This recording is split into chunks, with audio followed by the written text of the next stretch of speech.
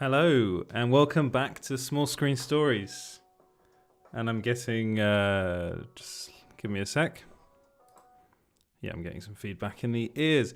Right, so welcome back to Small Screen Stories. This is the show where I go over all the news in the world of entertainment and pop culture. This show comes to you every Tuesday, Wednesday, and Thursday. And I'd like to start us off by saying hello to everyone in the chat. Hello to Lords of the Long Box. Hello to Colin. Hello to Airy. Hello to Vinesh. And basically, this whole show is about pop culture. So if you'd like to follow us over on Small Screen, you can follow us at Small Screen Co.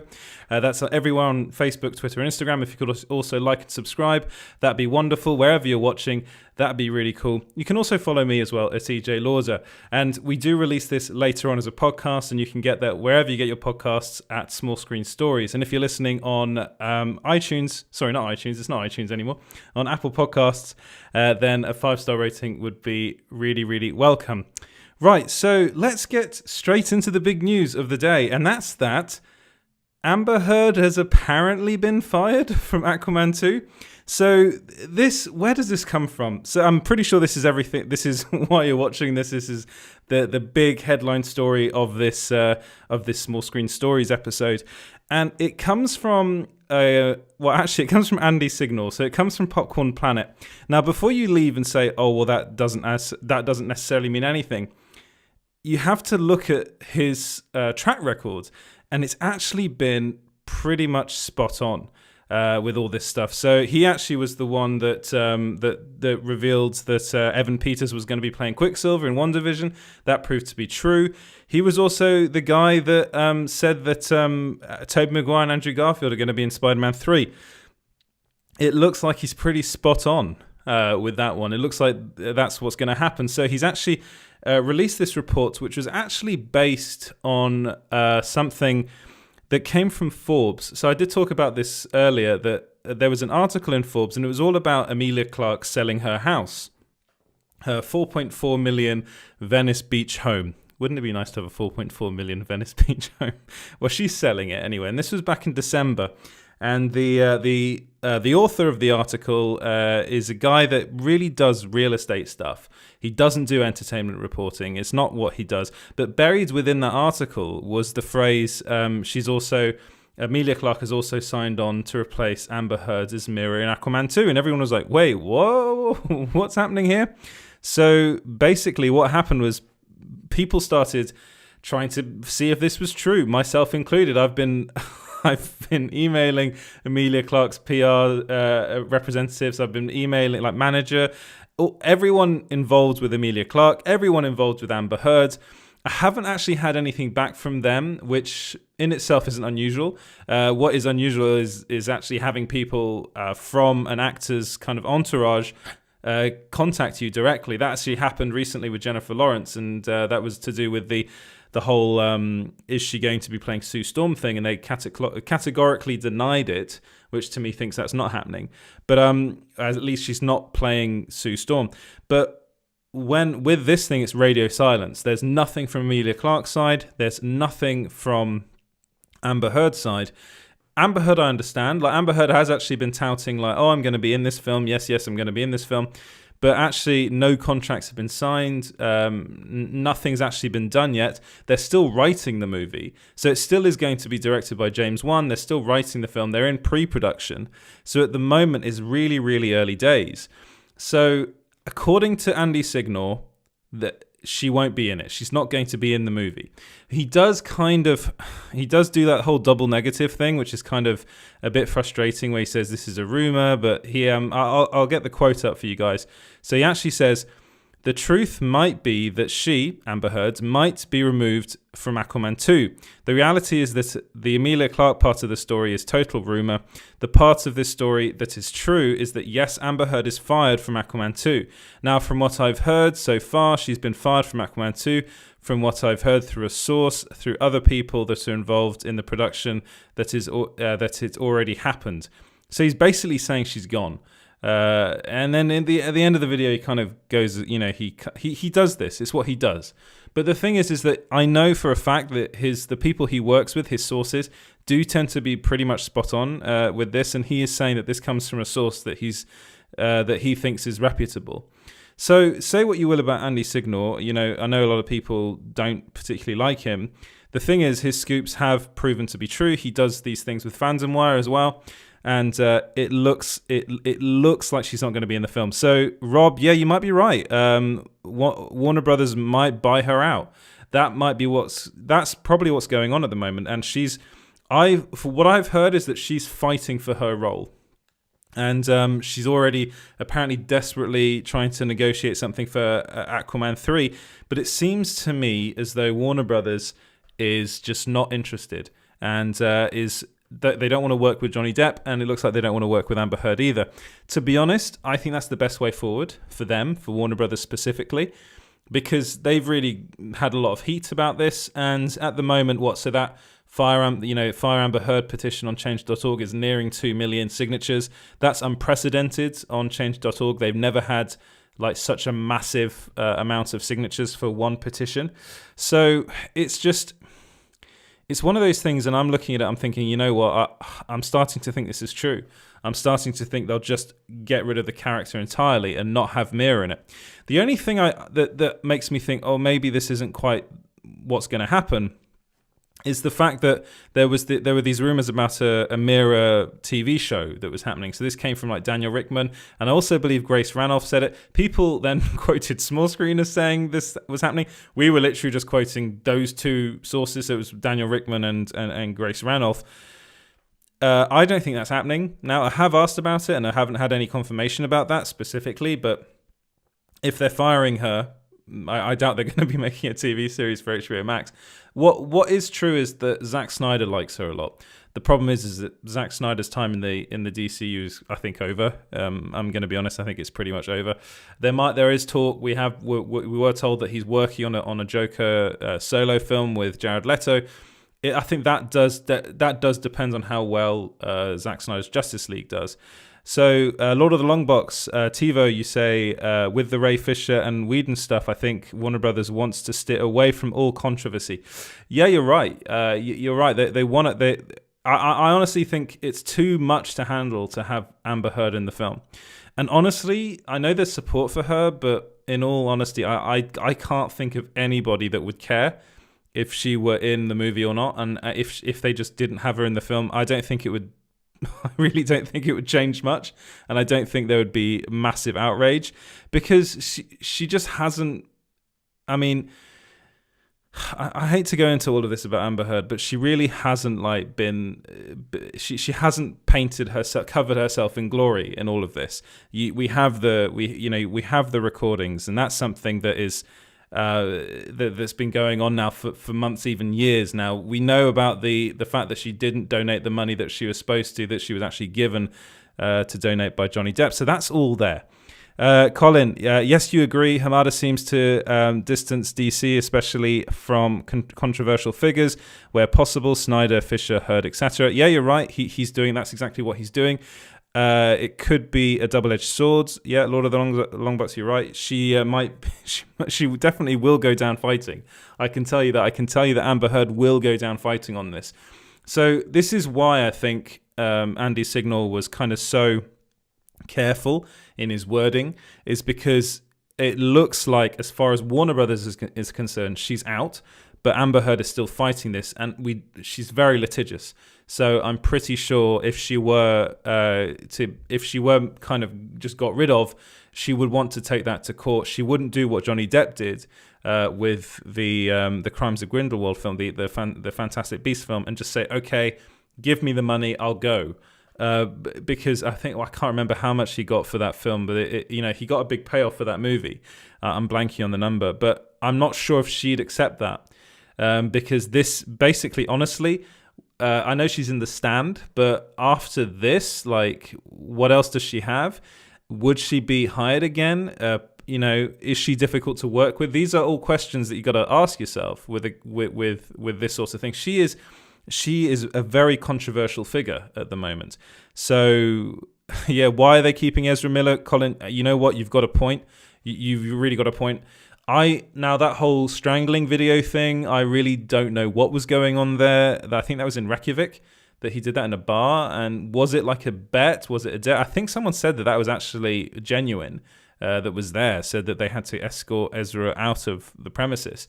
Now, everything's gone a bit quiet with Ezra Miller. He's gone quiet. Warner Brothers have gone quiet. They're doing the Flash movie. So I'm assuming that he's still the Flash and he'll still be in that film. I'm pretty sure they're not going to do the Flash movie and not have Ezra Miller be in it. I mean, it is a bit puzzling. The problem is that that they've just surrounded themselves with pretty controversial figures. Like, you know what? I've got nothing but respect for Ray Fisher, but he is very controversial because he talks a lot. He posts a lot online, and it's never ending with him. Amber Heard is like, we all know what's going on with Amber Heard. We all know what's going on with Johnny Depp. We all know what happened with Joss Whedon. What on earth were they doing associating themselves with Joss Whedon? I will never, ever be able to work out. We had that whole story that apparently Warner Brothers executives thought his movie was a piece of shit. Apologies for the language, but that is actually true. That was revealed in a Vanity Fair article recently. So I suppose all of this to say is that Warner Brothers is a bit of a mess right now. The DCU is in a bit of a mess as well. What are they going to do moving forward? They're doing this Aquaman 2 film. They're doing another Wonder Woman film. They're doing the Flash movie. So what's happening there? Is the DCU going to continue? I don't know. I think they might end up just doing more kind of standalone films, almost like the Batman. I know this Flash movie might kind of sort everything out, and then we might we've been told that there is going to be a Batman Beyond series, so maybe they might lean more into those sorts of things, like HBO Max series, and do that sort of thing. That could be a way forward, actually. That could be quite an interesting way forward. But do let me know what you guys think about all of this, because it's a big bit of news, and I'm pretty sure we're going to have something. I mean, I'm pretty sure we're going to have something from one of the main trades pretty soon, some sort of statement from somebody. Again, I have been asking the people behind these actors, like that are in their entourage, their PR teams and representatives and managers. I've even been on the phone to some people trying to get a response, and I just get no comment. This is happening. They're obviously having a lot of this, so it's been a bit of a whirlwind for me, and obviously for the people behind Emilia Clarke's team and Amber Heard's team as well. I'm not so sure if Emilia Clarke has been cast as Mira. I think that was probably a mistake on the Forbes author, the writer over there. I can't remember his name right now, but because he's again not an entertainment reporter, so he probably doesn't know what he's writing about. So again, yeah, Rob, you're right. Insurance could be an issue. This is what Andy Signal was saying, is that she's really difficult to insure, and it will just cost them far too much to do that. And I think that was probably the similar sort of thing with Johnny Depp. I think it did come down to insurance as well. It would end up they'd lose less money by just cutting ties with them, not paying the insurance, and actually getting a new actor in. I think they're just going to write the character out of it completely. I think that's how they'll go forward. Yeah, so let me know what you guys think in the comments. Right, so moving on to Tom Holland has revealed that Disney and Sony Pictures have agreed on a new Spider-Man deal. So again, he likes to talk, doesn't he? Tom Holland is a bit of a talker, and this was with one of the Jimmys. I think it was. I always get mixed up with those two. It's either Jimmy Kimmel or Jimmy Fallon. Here we go.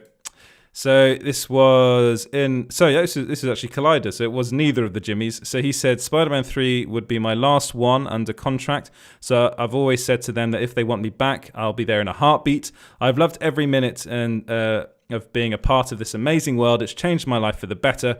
I'm so lucky to be here. If they want me back, I'll be there. If they don't, I will walk off into the sunset with a very, very happy person, because it's been an amazing journey.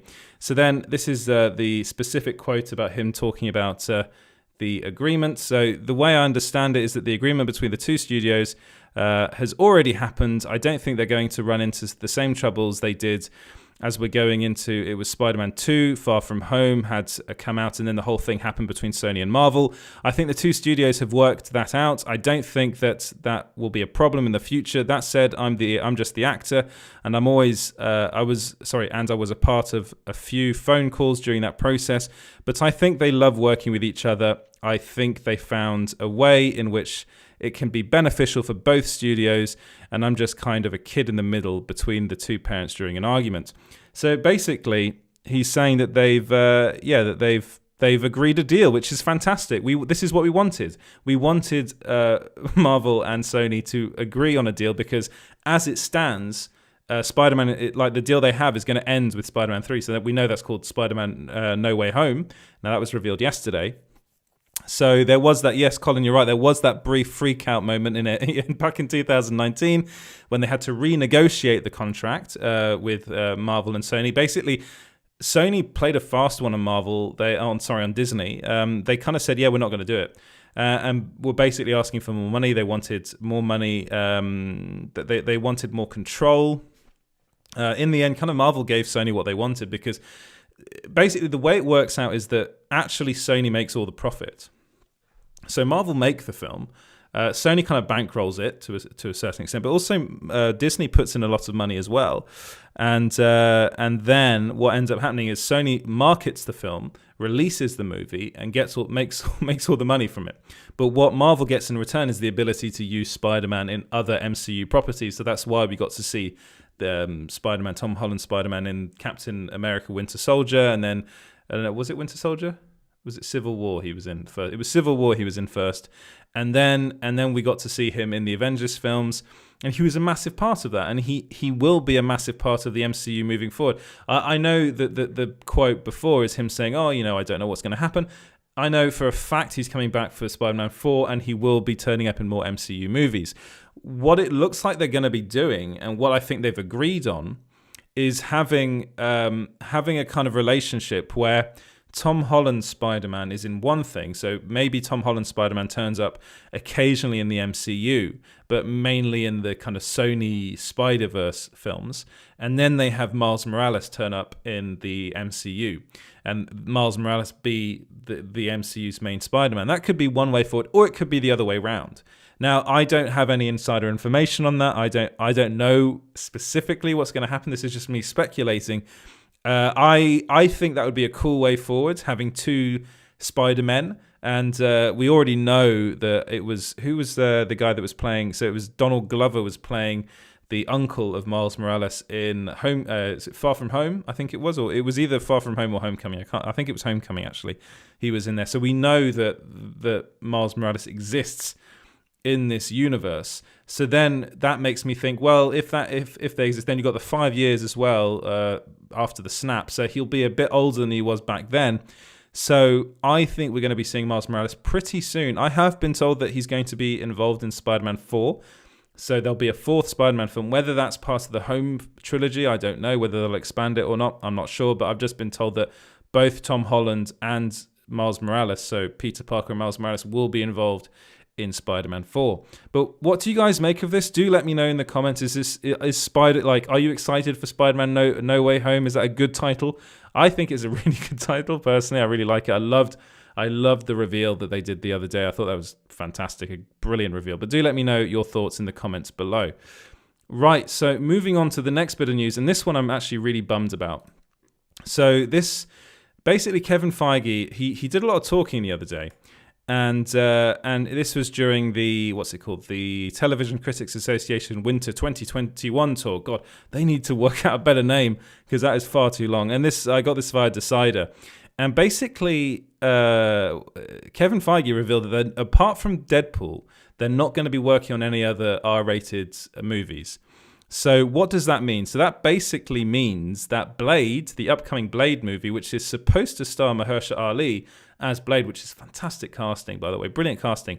Well, if we take what Kevin Feige is saying at face value, then it means that we're not going to get an R-rated version of Blade. How can you do Blade without it being R-rated? They announced this film, so it's been announced, and this is actually so basically Kevin Feige said that everything they make, so it's for kids and adults, is what he said, that everything they make. And he said, we've been able to tell all the kinds of stories that we wanted with the tonality and the ratings we have now. And it seems as though that's not going to change in the future. He was basically saying that everything with the exception of the Deadpool franchise isn't going to be R-rated, sorry. So that's the future of the MCU.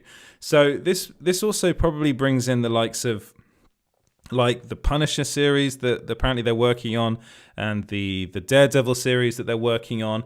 These are all, I mean, if we're like looking at what Kevin Feige said here in the other day, well, it looks like they're not going to be R-rated. So I think there's a problem there. Now that they have Star as well on Disney Plus, they do have that like area where they can put this MCU content. So why not just kind of push the boundaries a bit more? We saw that what Fox was doing with their Marvel content, with like the likes of Logan and Deadpool, they're really pushing the boat out, and they saw that those films were still doing really well at the box office. So it seems to me as though Kevin Feige is just a bit worried about that tone, about he wants it to be more family friendly. He wants to be able, I mean, they want to have that huge kind of audience, which an R-rated movie won't be able to have. But then I personally don't see the problem of having a couple of films that are kind of on the side that are R-rated and really for adults and not so much for kids. But it seems as though this is something that Kevin Feige is very, very kind of gung-ho about. He really, really wants these films to be kind of all the same kind of tone and not R-rated. The only ones that will be are the Deadpool films, and that's because they came to them R-rated, so they kind of have to make those films R-rated. So that kind of puts the Deadpool films in a bit of a weird situation.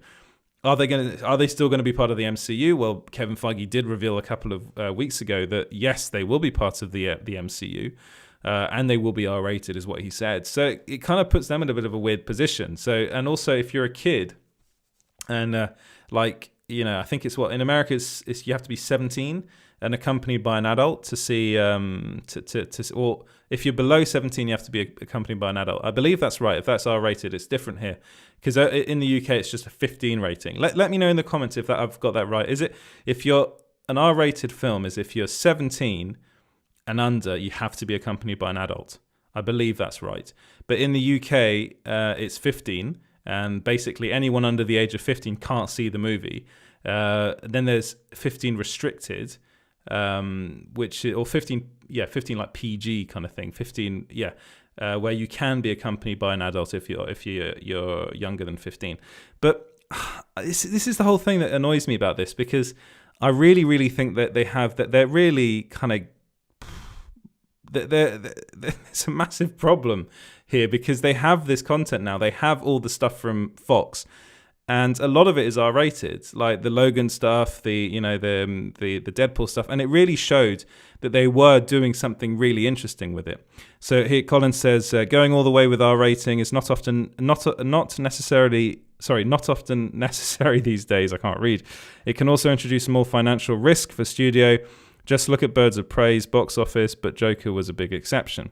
Yeah, you are right, but also, I know what you mean, but also look at Logan and look at Deadpool. Those films are both R-rated, and people thought they weren't going to do very well because they were R-rated, especially with Deadpool.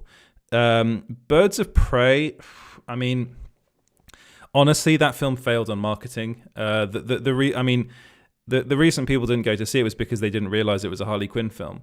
And it was called Birds of Prey and the Emancipation of One Harley Quinn, or whatever the hell that film was called.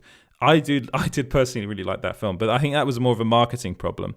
And Joker did really well. So honestly, I know where you're coming from, but I also I'm gonna respectfully disagree, because there have been other exceptions that have done really well, and they've been specifically Marvel projects like Deadpool 2, and Logan. They did really well. So, I mean, I think you're right in the sense that they want to keep their viewership as open as possible. They want to have as big an audience as possible. So they don't want to cut that off. They'll basically cut that in half by making it R-rated. But you're right. Lords of the Long, but The Matrix was R-rated, and that did really well. So I think if it's a good film and it requires being R-rated, then it's like, that makes sense. Do it, and I think it'll do well if it's well marketed. Marvel knows how to market their films brilliantly. They know that. So I'm personally hoping that he's kind of not telling the truth, because I really do think, especially a film like Blade, which involves vampires, it will be gory. I mean, it will. You can't really make that and it not be R-rated. Just the subject matter is so dark. And the fact that, I mean, why announce a Blade movie if you're then going to kind of do like a, watered down version of the film? I think it just, I mean, look at the original Blade films. They were R-rated, and I thought the first two were really good. The third one was terrible, but the first two were really good. And I just think they need to be quite careful with what they're doing here, because I do actually think that an R-rated Blade film is definitely important. I think that's the only way you can do that movie. So if they're thinking of doing a PG-13 like version of that film, then I don't think it's worth doing. And if you've got someone like Mahershala Ali in as Blade, you've got to do that film, and you've got to do it right. But do let me know what you guys think in the comments.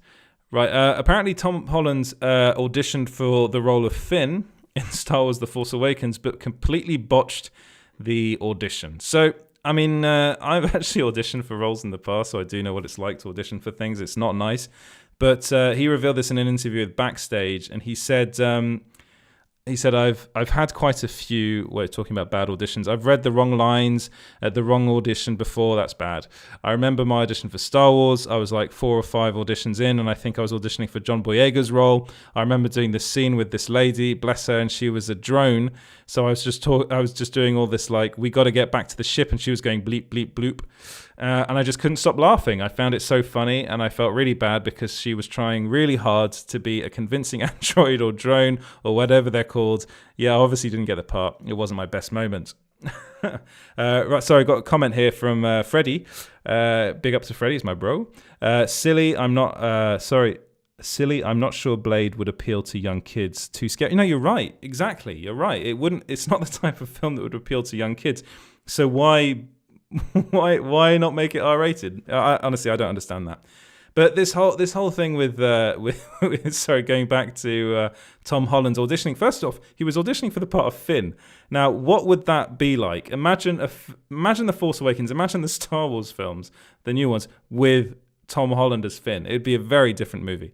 Honestly, I think he's completely wrong for the part anyway. So it's probably it's a good thing that he botched this audition. But I just thought it was kind of a funny little aside. Again, he's revealing that he was 5 auditions in, so he was really, really close to getting the role, and he kind of messed up because he couldn't stop laughing. That is so Tom Holland. But the thing I am having slight issues with Tom Holland at the moment, because I do love him as Spider-Man, but the guy's being cast in everything. Like seriously, he's got so much going on at the moment. I mean, it's good for him, but I'm a bit kind of skeptical about him as Nathan Drake in the upcoming Uncharted film. Hopefully it'll be really good. I think he actually looks pretty good in the picture. I'll show you guys the picture of him. That's him as Nathan Drake. I think he looks pretty cool there. But I don't know. I think he's in too much stuff. If he would have been in Star Wars, I don't think that would have been right for the role. So they obviously knew that, so they went ahead and cast John Boyega instead. But do let me know what you guys think about that. Who else do you think? Have you got any alternative casting suggestions for the Star Wars films? To be honest, I think people just want to forget them now. Right, moving on. And actually moving on to an exclusive of ours. This is really exciting. Basically, so it comes from an Instagram post by Henry Cavill. So Henry Cavill posted a picture of him in the makeup, kind of hair and makeup truck for The Witcher. And he posted a picture of him looking at a script. And people were wondering, what is this script? So then it was revealed by, Games? So it's, I can't remember the name. It was revealed by a website. I do want to just quote the website because they did a really good job in this.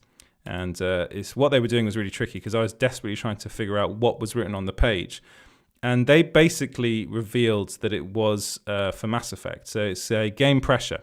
And if you can go on the site now, I'll bring it up here. So this is, but I'm not going to read it all because it's all kind of a bit disjointed because there are only parts of the text you can see. So it references the Citadel, it references Admiral Oxden and Shepard and the Dreadnought. So basically, he's reading a script for the Mass Effect movie. And I was asking people that I've worked with in the past and working with constantly on these things about this, being like, is there a Mass Effect film? First off, was what I was asking. Is it a film or a TV series? And is Henry Cavill in it? And this is what they said. They said the source came back to me and said, I can confirm that Henry Cavill's been cast as Shepard in a Mass Effect project. And then I asked them, is this going to be a movie or a TV show? And then they said, this is going to be a movie, not a series. This script has been in the works for quite some time now, and Cavill's schedule won't allow him to star in yet another series with him doing The Witcher. The Witcher Season 3 is already in early development, and that will take up a lot of Cavill's time. So basically, I was told that he's doing a movie. This is going to be a Mass Effect movie. And then so I posted this, and then Giant Freaking Robot came out with their own exclusive on this, and they actually developed the story a bit more, and apparently it's going to be a trilogy. So they're doing a Mass Effect trilogy, which is brilliant news because personally I'm a massive fan of the Mass Effect games, especially Mass Effect 2. I thought it was a brilliant game. Mass Effect Andromeda wasn't so good, but it looks like they're doing the film. At least this is what I've been told. And it looks like this is going to be a trilogy, and Henry Cavill's going to be playing Commander Shepard. So do let me know what you guys think about this in the comments. Is this something you're excited about? I personally think he is perfect casting for this because Shepard is quite gruff. He's, I mean, again, if you've played the games, then you'll know you kind of do your own face and stuff. So there's no real face to the character. It's not like The Witcher where there is kind of a character design. So you kind of design your own character in that, and people tend to go quite, rugged and stuff. But I really think if you give Henry Cavill a crew cut, he'll look great. He'll look brilliant in the part, and I actually think he's a really good actor. So I'm really excited to see what he can do with this. Of course, this is a project that they've been desperately trying to get off the ground for such a long time now. So it looks like they've finalized the script. He's reading it as we speak, which is great, and they're going to be making it into a trilogy. And this kind of comes like there's a lot of stuff in like the kind of video game movie adaptations coming out, or just kind of on-screen adaptations. So we got the Uncharted movie that's coming out with Tom Holland, and who's this? Who's the other guy that's in that? I'm blanking on his name right now. Mark Wahlberg. Mark Wahlberg is in that as well. So Tom Holland's playing Nathan Drake, and Mark Wahlberg's playing Sully. And then we've also got the sequel to the Sonic movie, Sonic the Hedgehog, which is coming out, which apparently has got Jason Momoa in it, voicing... who's he voicing? It's not Tails, it's the other, Knuckles, voicing Knuckles. And then we've also got The Last of Us TV show, which is coming to HBO Max, and HBO, and it's got Pedro Pascal in it, and he's playing Joel. The other actress that's been cast in it is the girl from Game of Thrones, who's playing Ellie, and I'm blanking on her name now as well. But basically, it really looks like there's a massive push at the moment to make this kind of video game content on the big screen. And I'm really starting to think that this is the precipice, that we're at the beginning here of what will be a future, like the next kind of superhero genre. I think video game movies are going to become the next superhero movie genre. And because there's just so much stuff out there to choose from, and Sony especially. Now this isn't a Sony thing. This is actually I haven't been able to work out who's doing this film, but it's not Sony. But Sony are developing a lot of projects at the moment. They've actually got their own studio, like PlayStation, kind of Sony video games kind of adaptation studio. So one of the first things they're doing is The Last of Us, and they're also doing Uncharted. So they're doing a massive push. So I really do think that this is really going to be a massive, massive thing for video game movies. I think Mass Effect, casting someone like Henry Cavill in it, he is box office. Henry Cavill is box office. We've seen with The Witcher. The Witcher season 1 is one of the most streamed, one of the most viewed things on Netflix. People love Henry Cavill. He is Superman. People will go and see him. And I think he'd be great for this. This, to me, it also means that he's probably not going to be the next Bond.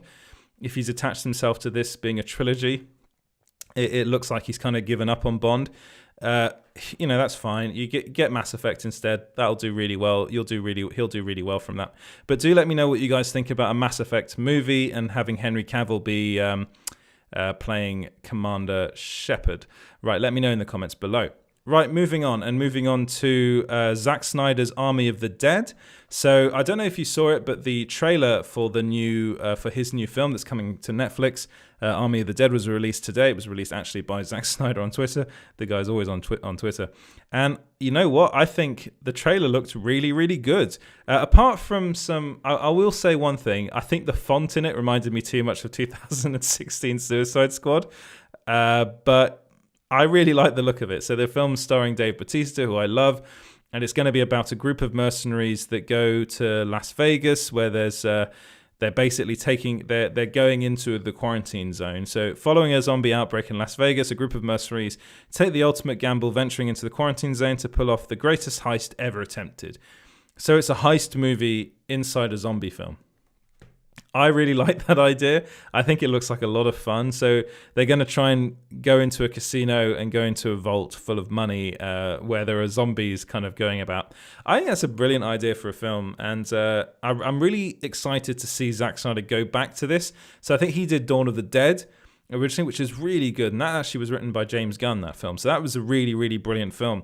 And then since then, he's done a lot of good, but also a lot of bad. So I think he's really good with stuff that's very concisely written. So if you look at like Dawn of the Dead, that's just a really well-written script, brilliant script. And the same thing with Watchmen, and the same thing with 300. Very concise scripts.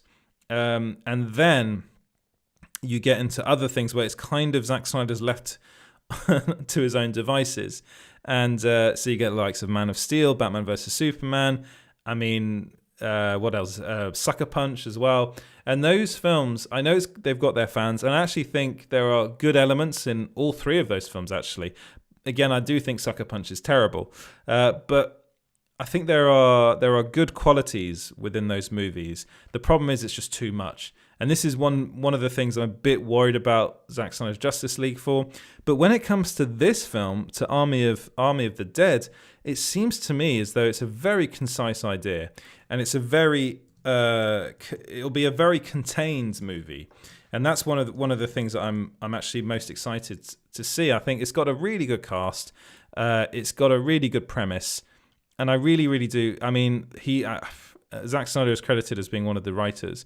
But you've got Shay Hatton there. So he wrote the screenplay with someone called Shay Hatton, and Zack Snyder developed the story with Joby Harold. So what did Shay Hatton do before this? So she did.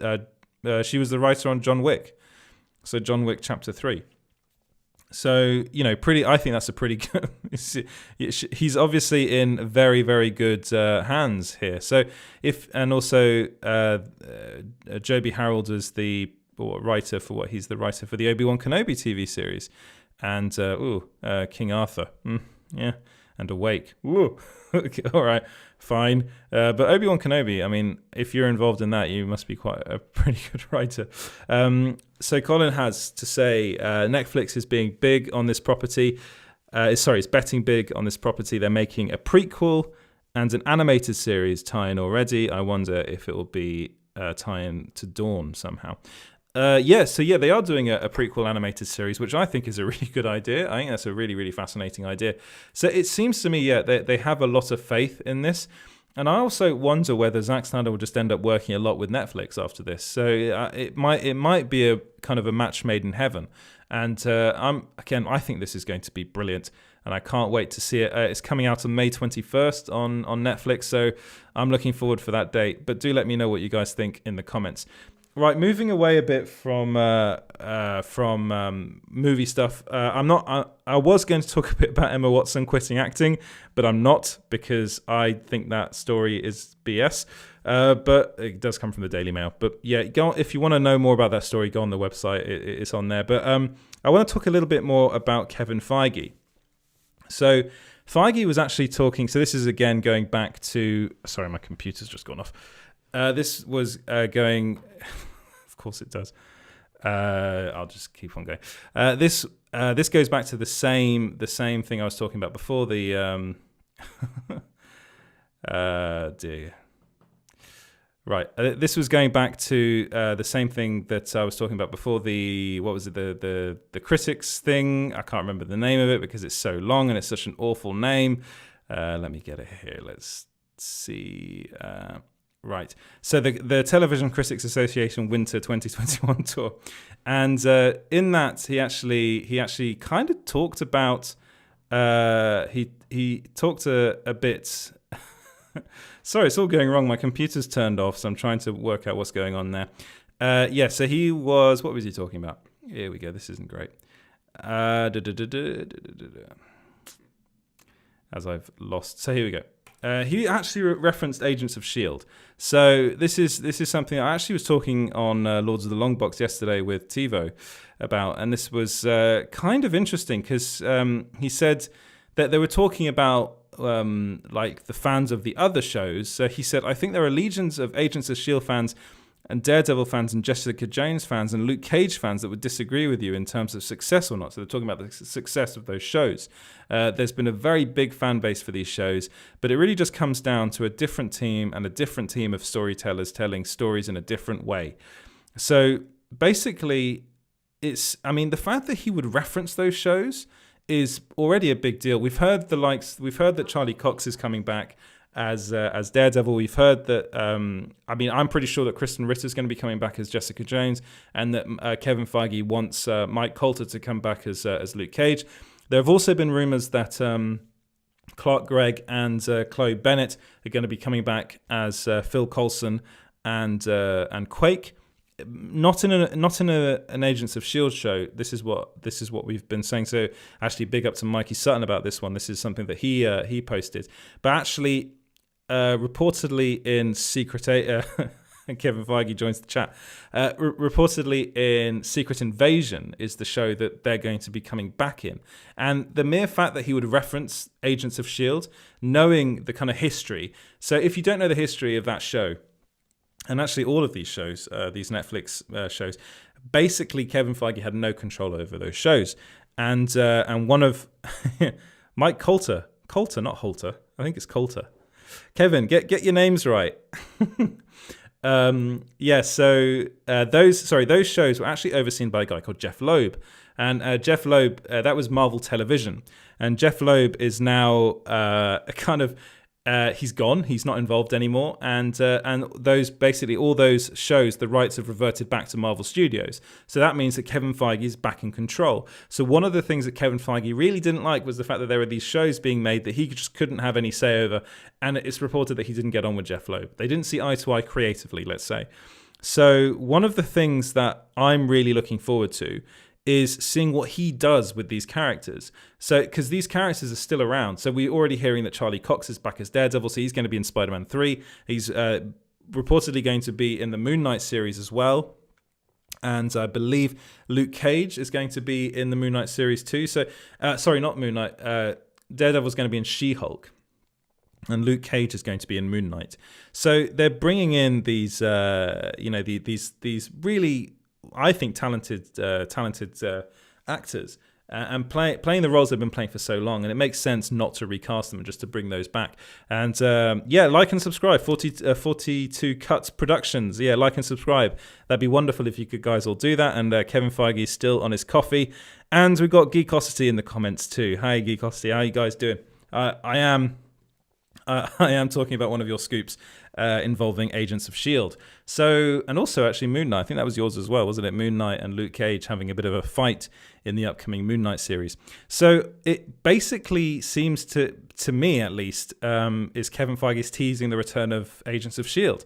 And this is something that's been been talked about for quite a long time now. And I'm personally excited. I'm going to be honest. I wasn't the biggest fan of Agents of S.H.I.E.L.D. I actually thought the show was a bit meh, especially towards the end. But I like the actors. I like the characters. I like Quake. I like Chloe Bennett. I like Clark Gregg. I think he was done a bit, he's done a bit of a disservice in the MCU. He was basically killed off in the MCU and then brought back in the TV show. So there's a lot of stuff to be looking forward to if you're a Marvel fan. Let's end that's particular bit on that. And right, moving away from Marvel and actually onto some Netflix stuff. And apparently Millie Bobby Brown wants more money from Netflix for Stranger Things 5. So this comes from Daniel Rickman. This is the first time I've mentioned him tonight. He's a serial scooper that I'm pretty sure you guys at Geekosity will be very familiar with him. I also think Kevin Feige might be familiar with this guy. Lords of the Long Box, maybe. I don't know if you're familiar with him. Please let me know in the chat. But he is a serial scoopster. This is what I like to call him. He has a Patreon page where basically you have to pay to go and see his scoops. Now, I do not pay to see his scoops. I actually go to We Got This Covered, and they cover all of his scoops. Sometimes I'm going to be honest, he does tend to be right, kind of, let's say 50% of the time. It's very much 50%. And Kevin Feige wants to cast TiVo. God, yeah, TiVo. TiVo, if you don't know, is the guy behind Lords of the Long Box. Go and actually go over to their channel as well after this. It's a really good channel. I'll be on there tomorrow talking about WandaVision. Very excited about that. But so so I've given you the background on Daniel Rickman. And I don't want to diss him. I think he gets some of the stuff right, but he does put a lot of stuff out there. And one of the things he's saying is that at the moment, they're negotiating for Stranger Things Season 5. And he's saying that Millie Bobby Brown wants more money to be in Stranger Things 5. That makes sense because Millie Bobby Brown is now a big star. And I just love saying Millie Bobby Brown. But apparently she wants to get paid specifically more than the adult actors. So that means she wants to get paid more than David Harbour and Winona Ryder. Okay, this might be a bit of an issue because Millie Bobby Brown, I mean, she is very big at the moment. She's a big star, and she's going to become probably even bigger in the future. But the thing is that the thing that with her is that she's still kind of she's still at the beginning of her career. And actually, David Harbour and Winona Ryder are actually massive parts of this show as well. I know that she plays 11, and 11 is probably, people will say, the lead, maybe. To be honest, it's the kids. It's the kids altogether. And I think there might be a bit of an issue if she's asking to get paid more, and then the kids, what do the kids do? What does like Finn Wolfhard do? He's the only one that I know off the top of my head at the moment. I mean, Galen something, I think one of them's called. But yeah, so there'll be a bit of a disconnect there. There might even be problems on set. So I'm just a bit worried about that. And let's go to the comments. Let's see what people are saying. So we need to finish contracts for you playing Captain Britain. Kevin, if you can send those over, my address is, I'll give you that. I'll give you that later. Considering her acting increasing film resume lately, Millie being paid more makes sense. Yeah, you're right, Rob. You are right. Give TiVo a guest role in Strange Academy. Oh, that'd be great. I think you should so do that. That'd be brilliant. He should be in there. Paul TiVo will be playing Doctor Strange's cousin from Cali. That'd be a good one as well. And Kevin seems to think that Millie Bobby Brown should get more money. I mean, again, I suppose she's got a lot of weight behind her now that she's been in like the Enola Holmes movie, and apparently they're making a sequel for that and a spin-off. And she's also been in the Godzilla film, so she was in Godzilla King of the Monsters, and she's going to be in Godzilla vs. Kong. So she is becoming like she's a household name now, really. For people younger than myself, I think a lot of people know who she is. And they wouldn't be able to. The fact of the matter is, they wouldn't be able to do Stranger Things season 5 without Millie Bobby Brown. Now, should they do a Stranger Things season 5? I'm pretty sure they will do. I really don't think you could do. I think Netflix needs a Stranger Things season 5 because it's such a big show for them. And again, Millie Bobby Brown is a massive draw, so I'm pretty sure they'll end up paying her. Netflix can be a bit tight sometimes with money. I have heard that they can be a bit funny about it. Actually, the way that they get things made is also really weird because Netflix doesn't actually, when you talk about green lighting and paying for things, actually Netflix often isn't the company that's paying for things. It's actually another company. What Netflix says is go and do it. We'll say, and then we'll see like the pilot. We'll watch it, and then we'll decide whether we should put it on a streaming service or not. That was how it was done originally. Now we do have these Netflix originals, and they do spend quite a lot of money on those. But to begin with, that was how a lot of stuff was made on Netflix. So all the kids, this is Geekosity, all the kids, the main cast, the show would not work without them. You're totally right.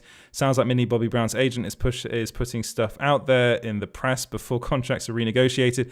I'm also pretty sure you're correct on that. I think that's spot on. Personally, I think she deserves to get paid more. The only thing I worry about is if she gets paid more, if she negotiates a contract where she's getting paid a certain amount. And then there's a massive disparity between how much the kids are getting paid, the rest of the kids. Then I do wonder whether that might create friction on set. And I'm not sure if David Harbour and Winona Ryder will really care, because they're used to this. They've been working in Hollywood for a very, very long time. In David Harbour's case, actually, he was working a lot, and Stranger Things was the thing that really put him on the map. So he does owe that show a lot. And I've been hearing that he's actually going to play a really pivotal part in season 4. So I think that's something that people, they might think, oh, well, he's actually got a bigger role in this season. But then again, they've got to keep Millie Bobby Brown. They can't have Stranger Things season 5 and not have Millie Bobby Brown in it. That's quite tough to say, that name. Kevin Feige is back in the comments, but they rarely renew past season 3 because it's too expensive. Yeah, there are actually very, very few Netflix shows that have ever gone past season 3. I can think of, Orange is the New Black is one. I think House of Cards weirdly got over 3 seasons. Looks like the Umbrella Academy is going to get more than 3 seasons, and then we've got Stranger Things with 4. Money Heist has got 5 now. The 5th one's coming out soon. So there are a couple, but it's actually, it's very rare. They tend to kind of cancel them before. And let me know what you guys think about all this in the comments below. And talking of cancelling, people are trying to cancel Henry Cavill. And why, you say? Apparently for 2 reasons. And this, I think, is just so dumb. So basically, first off, people have only just realised that Henry Cavill used to date Gina Carano.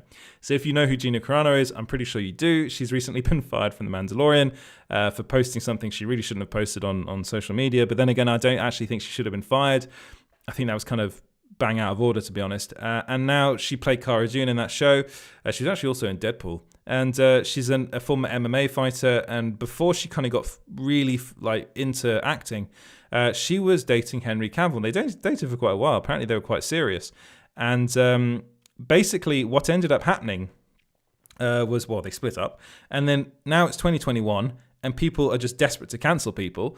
And a lot of people on the internet found out that, Henry Cavill used to date Gina Carano. Let's cancel Henry Cavill. But actually, it was more than that. It was because Henry Cavill didn't comment on the casting of Sasha Calle as Supergirl. And I'm like, oh, really? And I was looking into all of this. And basically, first off, Henry Cavill doesn't have a Twitter. He has an Instagram, but he doesn't have a Twitter. He doesn't tend to post much on Instagram. That was why this whole Mass Effect thing was so huge. He posts a lot of kind of training things and stuff on set of The Witcher, but he doesn't, make statements and things like that on Instagram. And I think that's perfectly fine. I don't think anyone should feel pressured into posting anything about anything on social media. I really don't. But basically, people got annoyed with him because he wasn't saying anything about Sasha Calle being cast. And of course, she's Colombian, so she'll be the first Latina hero in the DCEU. So it's a big deal, I suppose. And Brandon Routh said welcome to the family, and a bunch of other people. But then I looked at who else I looked at all the other kind of main DC comic superheroes, and literally none of them said anything. So Gal Gadot didn't say anything. Ray Fisher didn't say anything. Ezra Miller's not said anything for a long, long time. And Ben Affleck didn't say anything. But for some reason, people were trying to cancel Henry Cavill.